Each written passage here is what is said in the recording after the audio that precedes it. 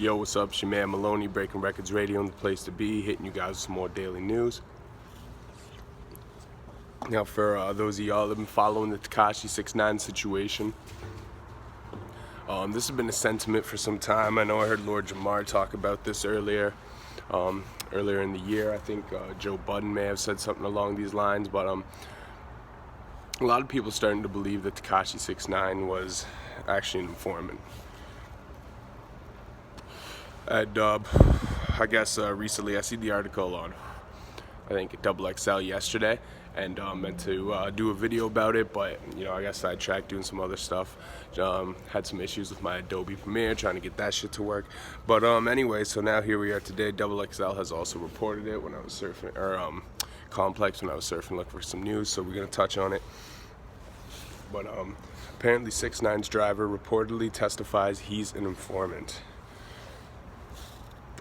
So the article reads as follows.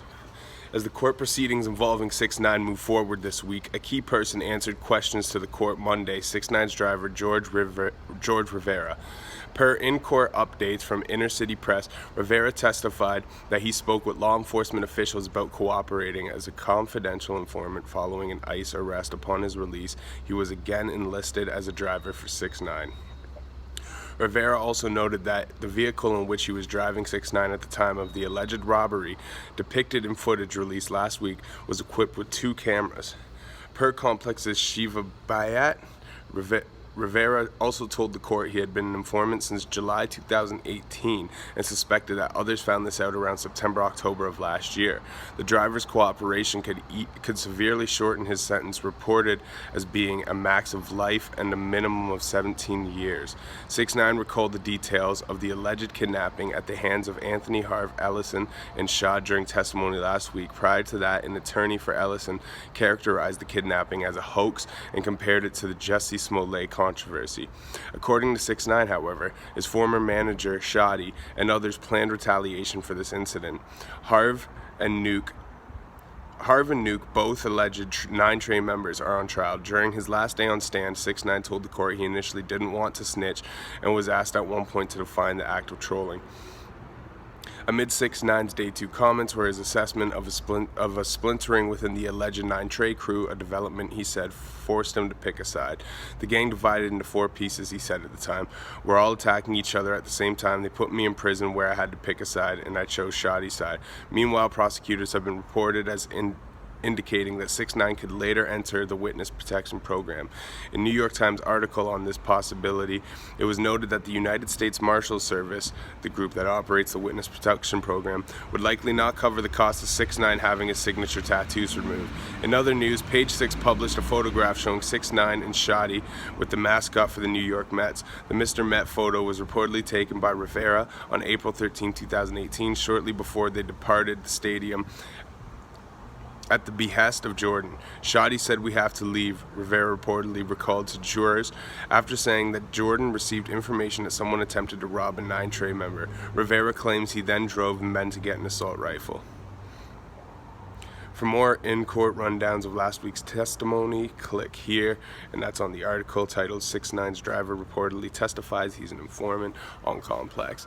But this could change a lot of things. So if the information was known that he was an informant, could that possibly be why they were trying to kill him, why they were sleeping with his baby mom, all this other stuff? Like, you know what I'm saying? Interesting piece of news. As this thing unfolds, a lot more stuff keeps coming out, and I don't know how to exactly take everything. People are saying now that Jim Jones is listed as an informant. I don't think I've seen any reputable news sites cover that yet, which is why I haven't touched it. But I mean, like, all this stuff that's coming out is like, at first, I'm on the record saying I don't give a fuck about this case, dude's a snitch, all this other stuff. And I mean, if he's an informant, he's an informant, he's still a snitch, but it's actually shaping out to become very interesting now. And now, I'm kind of glued to my seat seeing what the next thing is that keeps coming out. But, Lord Jamar went on record long ago, earlier this year, saying he thought 6ix9ine was an informant, and it would make sense. You know what I mean? I don't know. I really don't know. It's hard to say. You just keep seeing things as they unfold. You guys let me know what you think in the comments though below. Make sure you subscribe, hit that bell. Always hitting you guys with great daily content. Just released new clips from my interviews with Marco Polo, Rampage from Flip Mode Squad, Swagger Wright from Toronto.